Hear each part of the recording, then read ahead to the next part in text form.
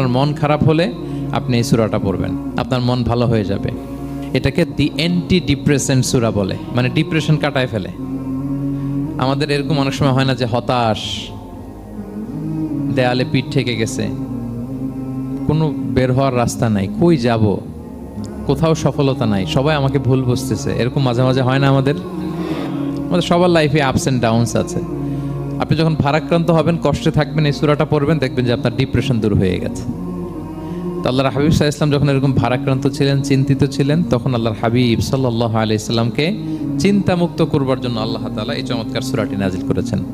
আল্লাহ নাজিল করলেন, আউযু বিল্লাহি মিনাশ শাইতানির রাজিম, বিসমিল্লাহির রহমানির রহিম, ওয়াদ-দুহা ওয়াল-লাইলি ইযা সাজা মা ওয়াদ্দাআকা রাব্বুকা ওয়া মা ক্বালা ওয়ালাল আখিরাতু খায়রুল লাকা মিনাল উলা ওয়ালা সাওফা ইউ'তিকা রাব্বুকা ফাতারদা।